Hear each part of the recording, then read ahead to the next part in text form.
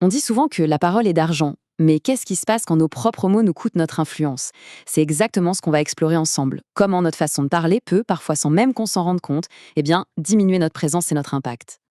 C'est la grande question, n'est-ce pas? Est-ce que nos mots peuvent vraiment affaiblir notre impact? La réponse est oui.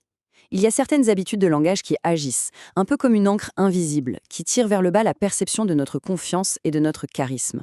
Allez, voyons un peu comment identifier et surtout corriger ces automatismes. Bon, alors, on commence par le commencement. Dans cette première partie, on va mettre en lumière les pièges de communication les plus fréquents. Oui, ceux qui peuvent nous faire paraître moins influents, et souvent, on ne s'en aperçoit même pas. Le tout premier piège, et c'est peut-être le plus répandu, ce sont les formules d'atténuation.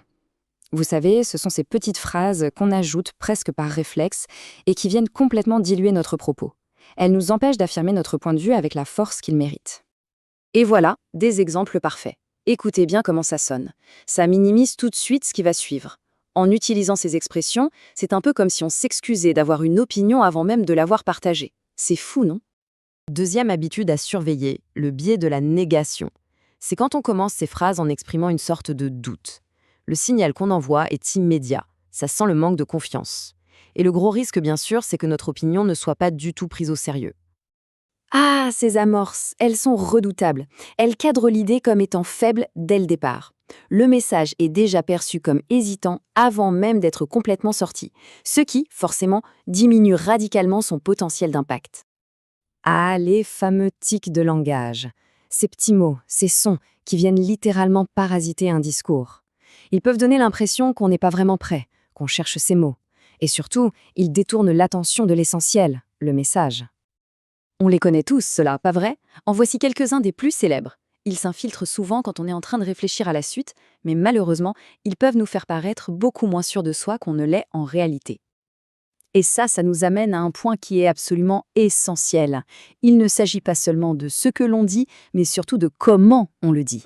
La voix en elle-même est un outil d'une puissance incroyable. Le volume, le rythme, l'intonation, tout ça, ça façonne la manière dont notre message est reçu. Ok, maintenant qu'on a bien identifié ces pièges, la grande question c'est comment on s'en sort? C'est le moment de passer du diagnostic à l'action. On va explorer ensemble les stratégies concrètes pour bâtir un discours fort et renforcer sa présence verbale. En fait, tout repose sur 3 piliers fondamentaux. D'abord, une bonne préparation, c'est la base. Ensuite, développer une meilleure conscience de soi, de ses petites manies.